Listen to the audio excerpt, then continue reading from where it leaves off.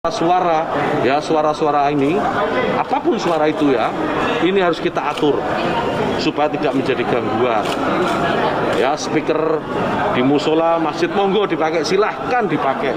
Tetangga kita ini, kalau kita hidup dalam satu komplek itu misalnya, kiri kanan depan belakang pelihara anjing semua, misalnya menggonggong dalam waktu yang bersamaan, kita ini terganggu nggak?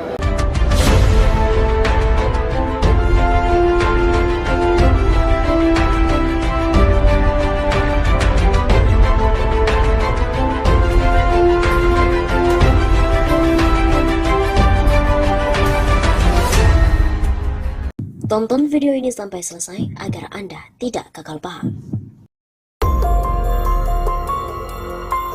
Sobat 651 Safa, kembali bersama dengan kami untuk mengulas fakta-fakta perpolitikan dan juga informasi terkini di tanah air. Menak Yakut segera diproses. PA 212 juga mengancam akan gelar aksi di Bareskrim pekan depan.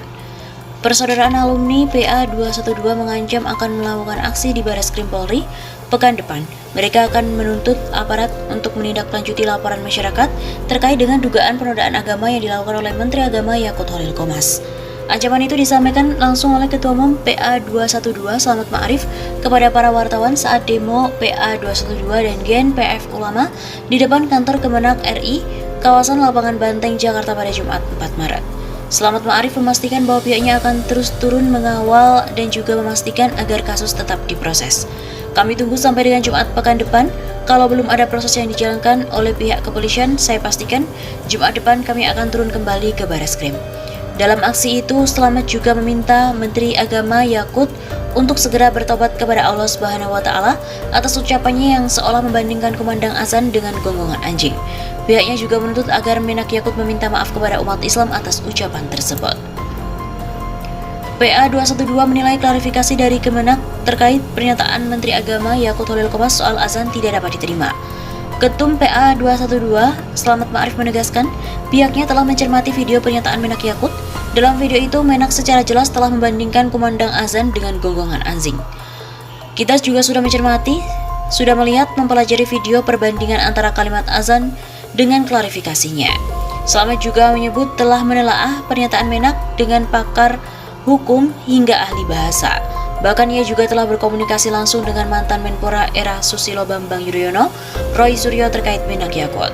Kami juga sudah ke hukum dengan ahli bahasa, bahkan dengan Mas Roy Suryo pun kita sudah komunikasi dan patut diduga penistaan agama yang harus diproses.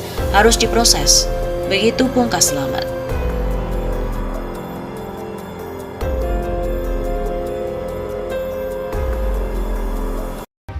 Dari balik jeruji besi, Habib Rizik teriak lantang mengajak umat untuk merangi Yakut.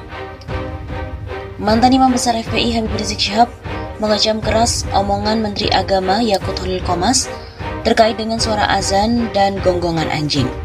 Pesan Habib Rizik ini langsung disampaikan oleh tim pengacara saat pembesuknya, yakni Aziz Janwar. Katanya HRS menyuarakan jika pernyataan Menak Yakut itu fatal. Bahkan ia menyebut Menak lebih parah dari Basuki Cahayapurnama atau Ahok. Habib Rizik berpesan bahwa penodaan agama yang dilakukan oleh Yakut sangat biadab dan juga amat fatal, lebih parah dari Ahok, sehingga tidak boleh dibiarkan. Begitu kata Aziz pada Minggu 27 Februari. Habib Rizik juga menegaskan umat Islam harus melakukan pelaporan terhadap polisi atas pernyataan Menak. Jika tidak ditindaklanjuti, ia menyerukan aksi berjilid-jilid agar Yakut diproses sesuai ketentuan hukum. Jika polisi menolak laporan, maka umat Islam harus turun berjilid-jilid sampai Yakut diproses hukum, harus diberi efek jera. Tidak sampai pada proses hukum, HRS juga menginginkan Yakut dicopot dari jabatannya sebagai Menteri Agama. Lebih lanjut, Aziz juga setuju dengan statement HRS. Ia menegaskan Menak Yakut harus diproses hukum karena kalimatnya sangat menyakiti umat Islam. Aziz juga berharap laporan yang masuk ke kepolisian bisa ditindaklanjuti dengan baik. Jika laporan tidak ditindaklanjuti, maka masyarakat akan menilai bahwa polisi tidak fair dalam menegakkan hukum. Akibatnya polisi kehilangan kepercayaan pada masyarakat. Sebagaimana diketahui, Menak Yakut menjadi sorotan pasca diduga menyamakan azan dengan anjing. Berbagai tokoh akademisi dan juga Agama mengecam pernyataan tersebut. Bahkan Menak Yakut sudah dilaporkan ke Polda Riau sebagai buntut kalimat tersebut. Selain itu, Menurut Tertua ex-Imam Besar FPI Habib Rizik Syihab, Novel Bamukmin marah besar dengan pernyataan Menak Yakut Holil yang disebut membandingkan suara azan dengan suara anjing. Wasekjen PA 212 ini mengatakan pernyataan Yakut sudah masuk kategori penistaan agama, bahkan lebih parah dari yang dilakukan oleh mantan Gubernur DKI Jakarta Basuki Cahayapurnama terkait dengan kasus Al-Maidah ayat 51. Ini dugaan penistaan agama yang dilakukan Yakut lebih parah dari Ahok dan juga Sukmawati.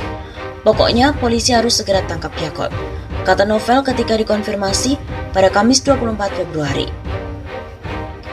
Untuk itu pihaknya segera membicarakan hal ini dan juga mempertimbangkan membawa masalah ini ke jalur hukum lewat koalisi ulama, habaib dan pengacara anti penodaan agama untuk melaporkan Yakut ke polisi.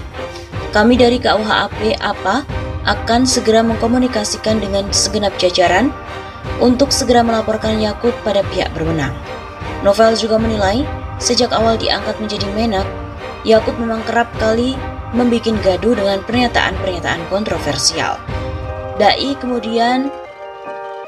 Dia pun juga kemudian memberikan sindiran menohok dengan mengatakan Menak Yakut gagal paham dengan agamanya sendiri.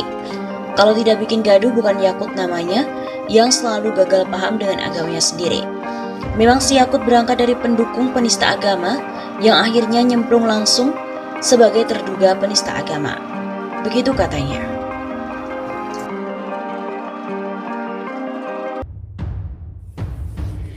Menak Yakut musibah buat umat Islam. Tulisan ini disadur dari Rizal Fadilah. Keberadaan Menteri Agama beragama Islam seperti Yakut Holil Qomas rasanya belum dirasakan manfaatnya bagi umat Islam. Bukannya membahagiakan, justru yang terjadi adalah membuat pusing dan sempit dada umat. Keberadaannya seperti menjadi musibah. Ruwet sejak tekadnya untuk mengafirmasi Syiah dan Ahmadiyah, kurikulum deradikalisasi atau moderasi beragama.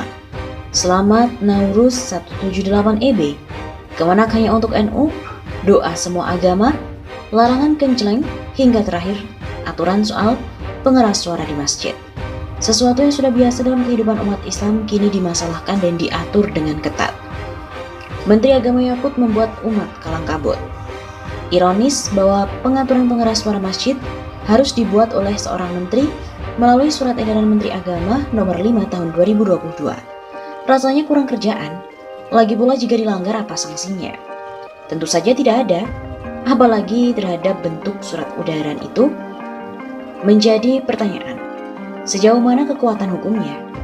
Surat edaran tersebut ditujukan kepada MUI, DMI, Ormas Islam dan lainnya, di mana organisasi tersebut tidak memiliki hubungan struktural dengan Kemenak. Edaran yang bersifat himbauan dinilai tidak berguna dan dapat diabaikan. Aturan atau kebijakan Menteri Agama harus berbasis hukum dan juga sesuai dengan tata urutan peraturan perundang-undangan.